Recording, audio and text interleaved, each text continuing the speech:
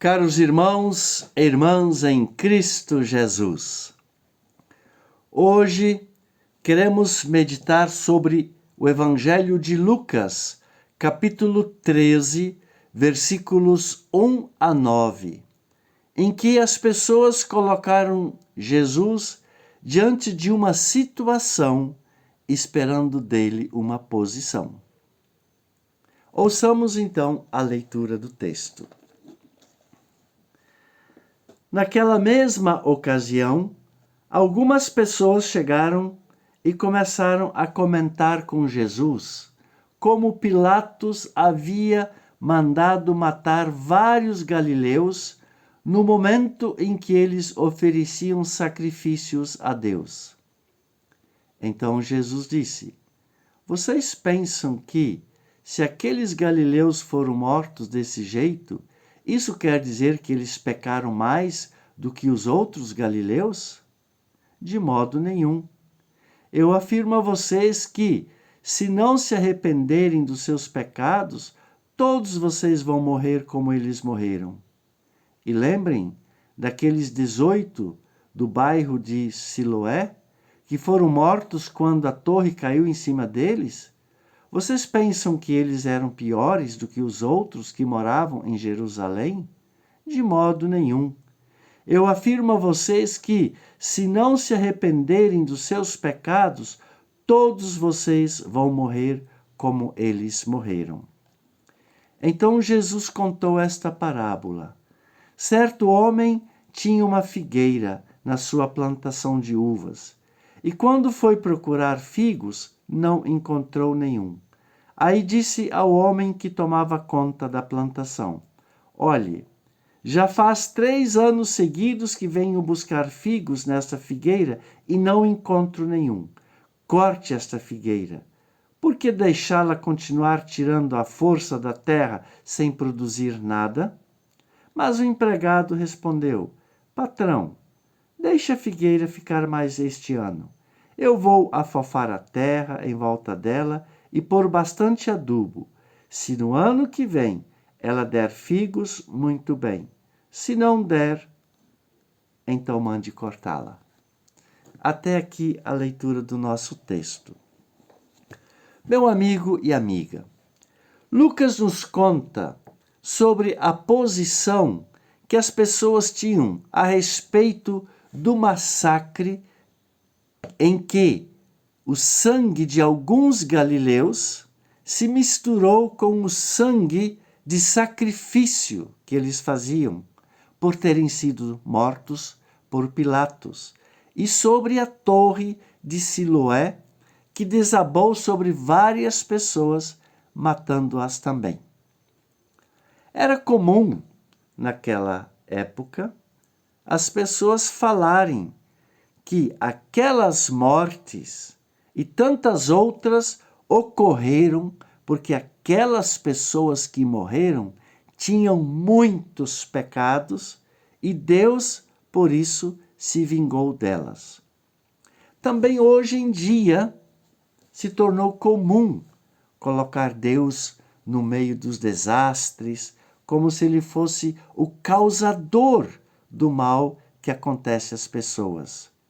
Quantas vezes já ouvimos alguém falar, ou nós até já falamos, que as pessoas sofrem porque têm muitos pecados, que as tragédias é sinal de pecado da humanidade e castigo de Deus. Achamos que os males são um castigo de Deus. E quando nós falamos isso, a gente não está se dando conta de que estamos colocando Deus como autor de todos os males. Só que Jesus não concorda com isso, com esse tipo de pensamento.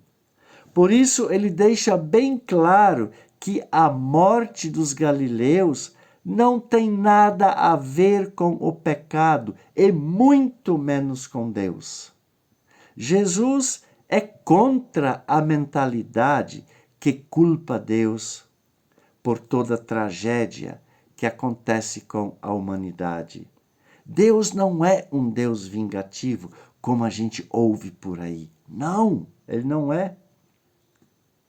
E mesmo a gente sendo pecadores, ele não se vinga em cima de nós. Nenhuma pessoa morre por causa do pecado. Com isso, Jesus está nos mostrando que o Deus que se revelou nele, em Jesus, é um Deus de ternura, de compaixão e misericórdia, que estende a mão a todos os pecadores, porque todas as pessoas necessitam do seu perdão, do seu amor e da sua graça. Agora, isso não significa que devemos cruzar os braços e achar que tudo está bem. E sabendo que a discriminação, a injustiça, o ódio, a violência, a vingança e morte no mundo podem nos influenciar facilmente, Jesus nos propõe uma outra vida, um outro caminho em que podemos experimentar o seu amor, a sua graça e o seu perdão em nossa vida. E essa nova vida, esse novo caminho é o arrependimento. Mudar de atitude e tomar um novo rumo na vida. E aqui é bom lembrar que arrepender-se não é simplesmente sentir remorso do pecado cometido ou ter somente a convicção de que pecamos. Não é só isso. Jesus quer que abandonemos tudo aquilo que não faz parte da vontade de Deus. Que transformemos nossa fala, nossos pensamentos, nossas emoções, nossa consciência e nossas atitudes. Que voltemos de corpo e alma para Cristo, se comprometendo não só de vez em quando com a sua vontade, mas em todos os momentos de nossa vida. Jesus quer que estejamos em contínua vigilância para que a solidariedade, a misericórdia, a ternura, a justiça, a partilha e o servir ao próximo em amor se façam visíveis por meio de nós. Jesus, meu amigo e amiga, Jesus quer uma transformação radical em nós. Quer que mudemos de vida como se nascêssemos de novo. E Jesus se preocupa conosco. Ele quer essa mudança. E ele se preocupa tanto que ele deixa claro para nós que Deus, em sua infinita bondade, é paciencioso para conosco.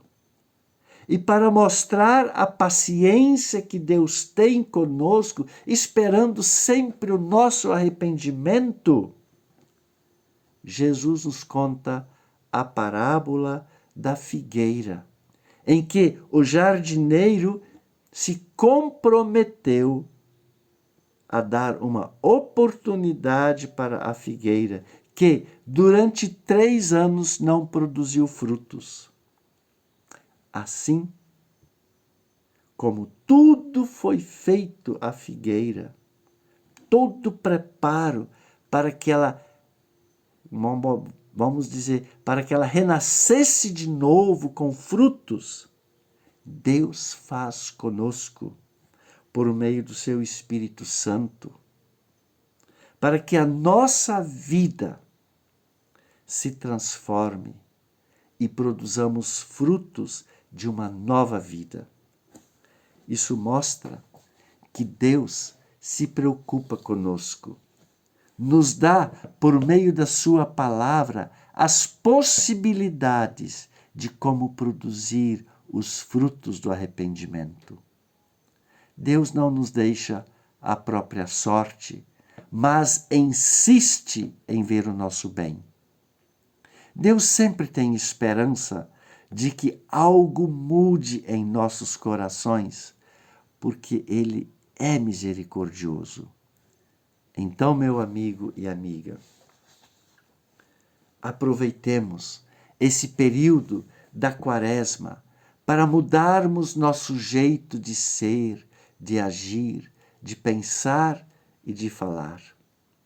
Vamos aproveitar que temos um Deus bondoso e não vingativo, um Deus que nos ajuda a organizar a nossa vida por meio do seu Santo Espírito, sua palavra e sua vontade, contidos nas Sagradas Escrituras.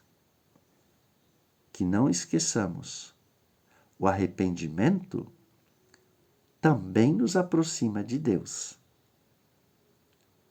Amém. Que a bênção de Deus esteja com você, agora e sempre. Amém. Você ouviu esta mensagem? Você pode compartilhá-la com quem você quiser, pode deixar o seu comentário. Eu tenho o meu canal do YouTube, Pastor Willi Topfer. Convido você para se inscrever neste canal.